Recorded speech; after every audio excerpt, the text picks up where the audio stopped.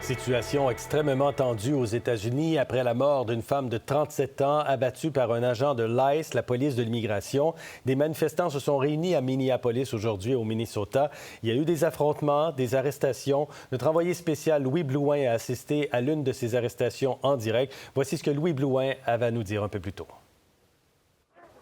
Oui, absolument. Écoutez, on est devant un édifice fédéral, Gérald, qui est gardé par les autorités de ICE, les agents. Et voyez, ils procèdent devant nous à l'arrestation d'un manifestant. Et là, on va reculer parce que ça commence à brasser un peu. Il y a eu des arrestations comme ça, des pics de tension tout au courant de la journée, Gérald, devant cet édifice qui sert un peu de quartier général à la police fédérale de l'immigration ici en bordure de Minneapolis. Et là, vous voyez, il y a un manifestant qui s'était approché des agents, qui a été interpellé. Et évidemment, les gens ici sont très en colère, Gérald. Moi-même, je vais m'éloigner un petit peu, si vous le permettez. Parce que depuis le début, les gens disent la police de l'immigration est responsable de ce qui se passe ici.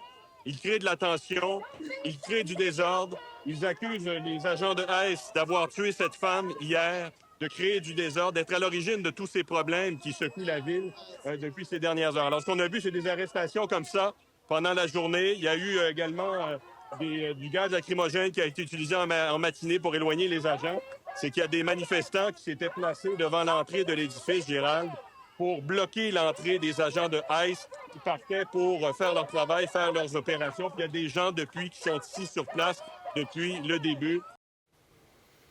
Notre collègue Louis Blouin, donc, qui est sur place. Que fait donc exactement cette police de l'immigration qui fait énormément parler d'elle depuis le retour au pouvoir de Donald Trump à la Maison-Blanche?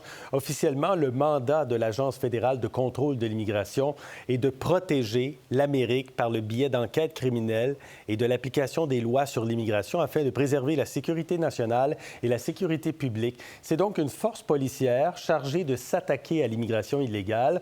Son rôle n'est pas de protéger les frontières, mais plutôt d'enquêter et d'éventuellement expulser les gens qui résident aux États-Unis illégalement.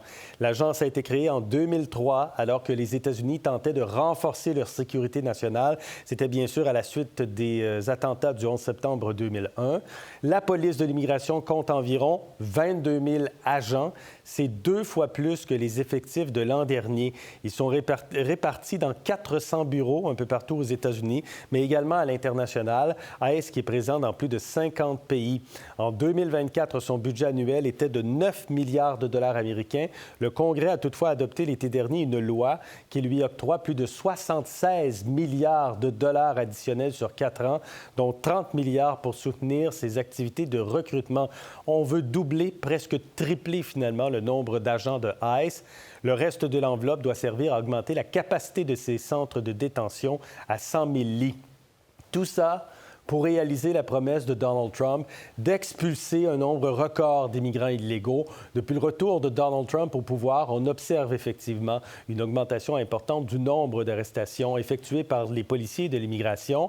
En décembre 2024, sous la présidence de Joe Biden, la force policière effectuait en moyenne 741 arrestations par jour.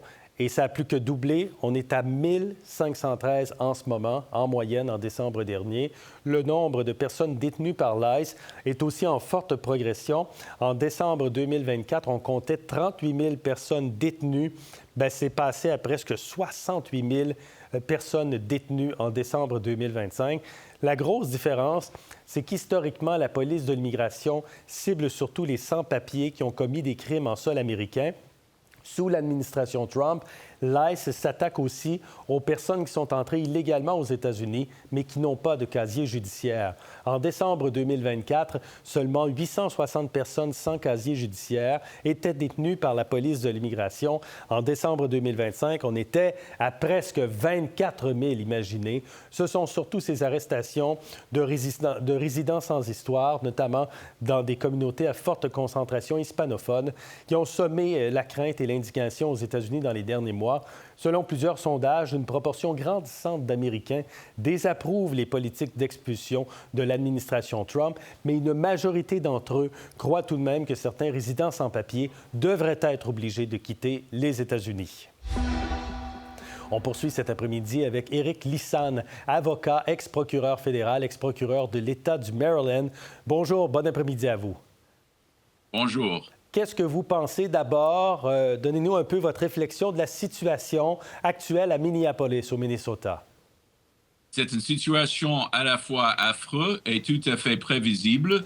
Le danger était évident depuis le moment que Trump et ses conseillers proches de lui a annoncé leur intention. On a vu l'introduction à des villes plutôt démocratiques comme Los Angeles, comme même Washington, D.C., la capitale, Portland, Oregon, Chicago, Illinois, des forces fédérales, des agents de police fédérale avec l'objectif de faire quelque chose qui est complètement opposé par les autorités sur place, les autorités de l'État et les maires de ville eux-mêmes. Et dans une situation comme ça, il y a toujours un haut risque de cette situation. La seule chose malheureusement étonnante, c'est qu'il n'y a pas eu des vraies fatalités avant cet épisode-là. Oui.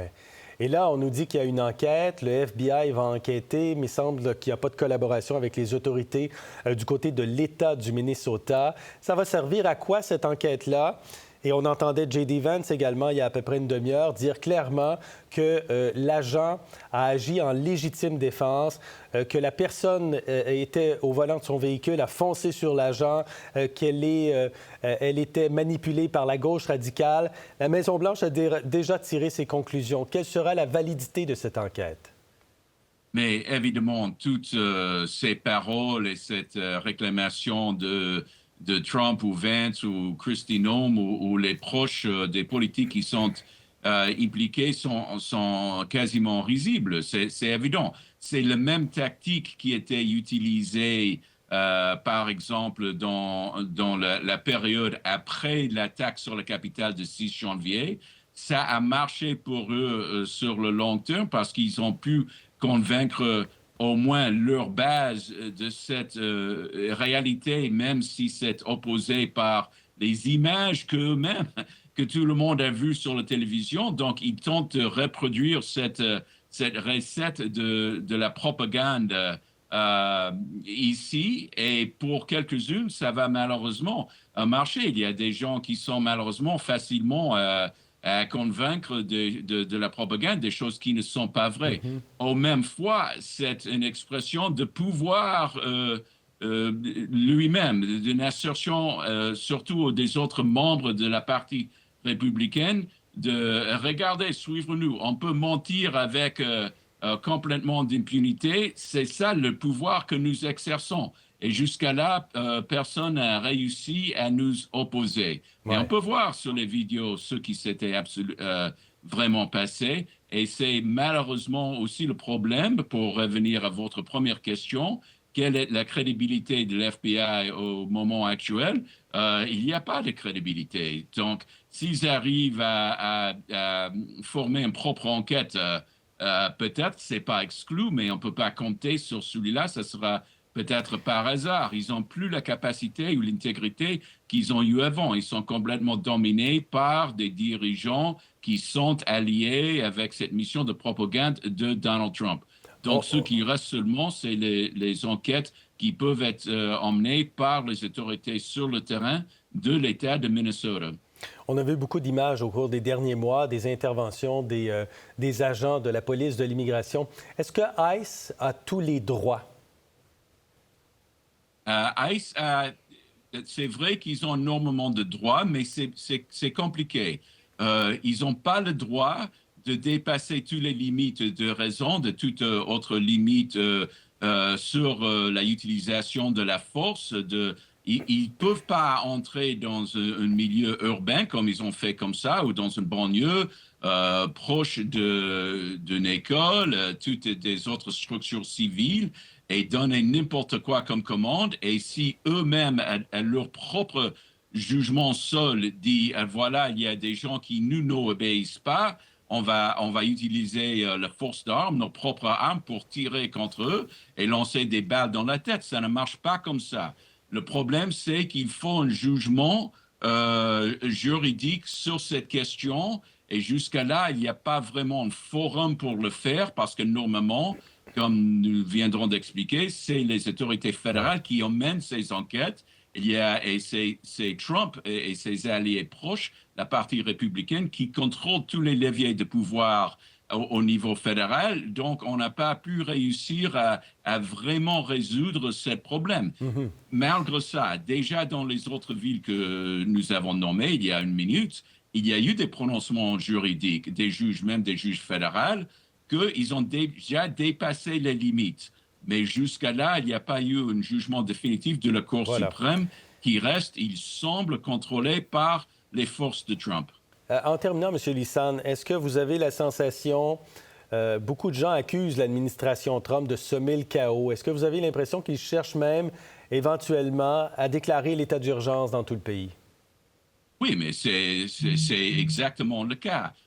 C'est complètement un jeu de provocation. C'est intégral à la politique de Trump. Ça a complètement permeé toutes les actions, même à l'extérieur du pays. On peut on peut croiser une ligne entre ce qui se passe à l'extérieur et ce qui se passe à l'intérieur, et c'est pas un secret. C'est Trump et ses conseillers, Steve Miller, Kristi Noem, J.D. Vance, plein des autres, qui ont même dit, voilà, il nous faut, c'est l'image de l'homme fort qui est attractif pour une certaine partie de la population. Ça n'a rien à voir avec le patriotisme. C'est une idéologie pas basée sur une politique, mais sur cette notion qu'il y a des personnes qui veulent suivre à tout prix un homme fort, et même des oligarques qui peuvent emmener leur intérêt financier derrière eux. C'est un mélange toxique qui est très dangereux,